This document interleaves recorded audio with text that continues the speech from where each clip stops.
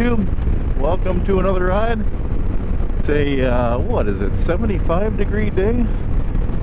Not a bad day. It was raining all morning.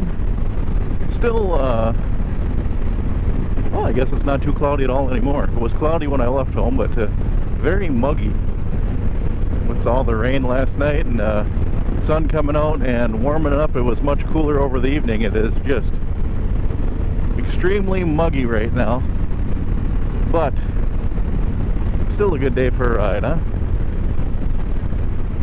And today we're enjoying some field roads. Where are we? We are near Melrose, I believe. Melrose, Minnesota. And not much else has been going on lately. Days are getting shorter, so the riding season after work is getting less and less. And which is not good. That leaves right now it's Saturday, so it leaves a lot of riding on the weekends still. But after work, you know, if you do a few things with the family and then take the bike out after work, it's getting to that point where the sun's in your eyes the whole time. And I don't like riding in that condition because here in Minnesota, usually that's when the deer start moving around in the fall. And cars can't see you worth a crap, so not exactly ideal situations. Not to mention, you know, you get a bunch of bugs smuckered all over your visor and your helmet, and driving into the sun, and you're kind of squinting, and that's never fun, especially when you're looking for deer. You know, a lot of the roads I like to ride around are little back roads that aren't so busy, and in this area in the fall, the deer start going crazy. I don't know if they're, you know, stocking up on food, fattening up, but it's, yeah, as soon as it's about an hour before sunset, boy, those things are thick all over the back roads. And deer plus motorcycle equals owie, so that ain't no good.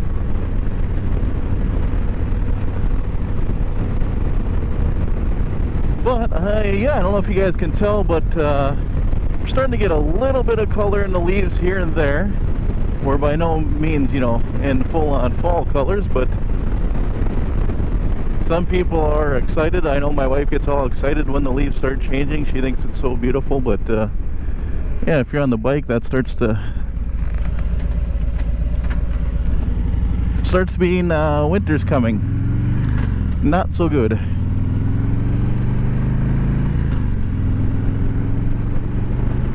Much like that one TV show, I can't think of the name, but when it kept saying winter's coming, yeah. Same effect on a motorcyclist. Dread. Oh well. I guess the snowmobilers need their time too. But yeah, maybe I'm more selfish than they are, so bleep them. I want my motorcycle season. Guy's got a wide one. Oh, dude. He threw rocks up into my helmet. Hopefully nothing hit the GoPro. That would suck to get a big crack in that thing as we're recording. So if, you know, the screen all of a sudden went black, that's probably what it is. And you probably won't know because I'll edit that out and just not post this. But if you can still see, let's figure out, what is this? A whole lot of manure. That's another thing you gotta watch for.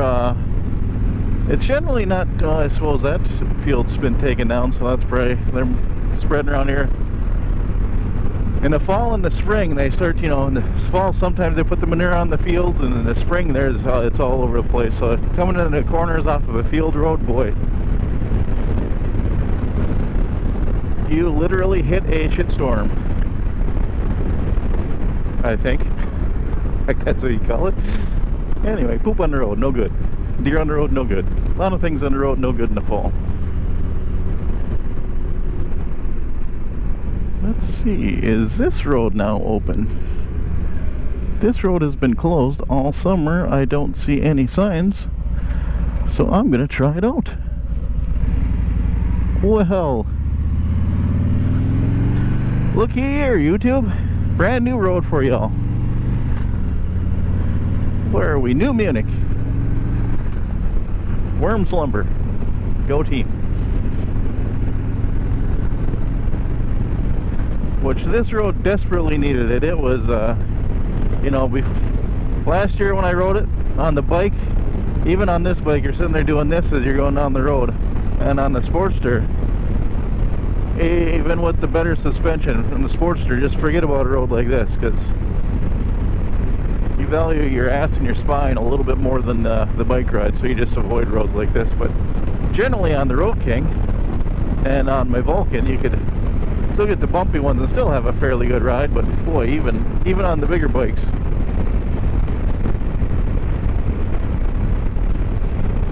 and yeah, I have one bike that I really don't take out that much. It was more of a project build, but it has no suspension. I could imagine, well, I shouldn't say no suspension, no rear suspension, you know, it's the hardtail frame, normal forks on the front. I always wondered what that would be like on roads like that. I have the sprung seat, and generally I've noticed that on that one, as long as you're going highway speeds, the bumps aren't as bad as you would think, because you just kind of glide over them. But if you go down to like 30 miles an hour, let's say, oh my goodness, that thing beats the piss out of you. So there you go. If you're thinking about a hardtail, definitely put a sprung seat on there, and don't ever plan on going below 45 miles an hour. You'll be just fine. And then one of the other things I thought was funny, because of all the weight you remove, you know, if you take a normal bike and cut up the frame, hardtail it, and come away, the bike really doesn't, you lose quite a bit of weight.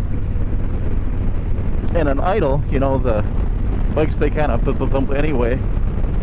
That one on idling, you would actually look like a, you know, it almost looked like the wheel was about to get air as it was idling on the front tire.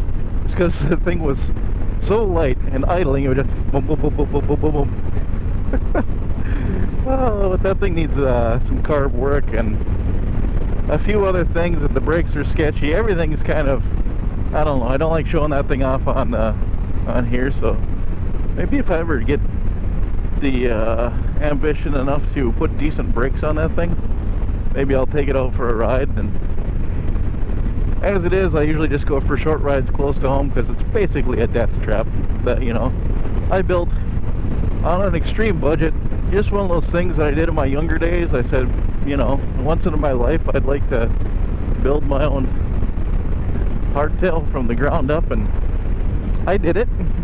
And I don't think I'd ever do it again. But you gotta do stupid things once. Especially in my younger days. That thing was fun to build though. But yeah,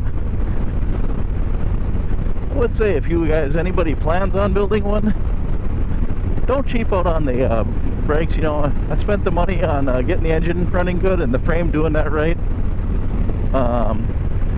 You know, the jig and everything, and spent some time on that. And then once I got all that together, I just slapped her together as fast as possible, because I wanted to get her on the road. And that was maybe where I went wrong, because then once you're out on there, you start realizing, you know, boy, this thing's pretty sketchy, and this thing's pretty sketchy, and this thing's pretty sketchy. Maybe I should invest some money in this. And the ride wasn't all that great, and I just thought, well, I'll, you know, the upkeep cash budget is going towards the bikes I ride all the time, so that one rarely gets budget, so the sketchier things get more and more sketchy. And maybe I should just sell that thing. I don't know. I built it on the cheap, you know how the trends in motorcycle goes up and down and up and down, and right now everything's expensive. But when I built that thing, everything was on the cheap, so it didn't really cost me much. So I don't mind just leaving it in the corner of the shed, just taking her out every once in a while, just to make sure that the engine's running. But like I said, even when I do, it runs like crap right now. But yeah, I don't know. On and on and on and on and on. And then other excuses. But yeah, you take that thing out and then you hop on a bike like this, and it is a day and night difference. It makes you be very thankful for all the modern amenities like fuel injection and the technology and the rake that they do now. I mean, modern bikes, holy crap, they are a lot better than the shit cans we used to drive, you know, even 20, 30, 40 years ago. I know it seems like a lot, but boy, when you started driving with bikes that old, it doesn't seem like that long ago. I mean, hell, still, I have owned one bike for 20 years now, and it seems like just a few years. That's the way it goes. Good Lord. Really got nothing to talk about today, so I'm just kind of mumbling about God knows what, so. Yeah, and as you can see, we're kind of on the old part of the road that they haven't redone yet. I thought I heard that they were going to be redoing this possibly next year, but I don't know. As you can see, this part isn't as bad as the other part, but it's still pretty bad. On the bumps, I'm still getting the hell of our kertunk, but not anything like the old one. But I suppose, if you made it this far, thanks for watching. God bless you for making it this far, and yeah, we'll see you next time. Hopefully next ride will be a little more exciting, or maybe this one is plenty exciting, you know, road construction and all. And yeah, you got to see a few of the fall colors. Boy, wait until these things change out here in about I don't know, 2-3 weeks, month. It'll be really pretty. Till then, have a good one, everybody. We'll see you next time. So long.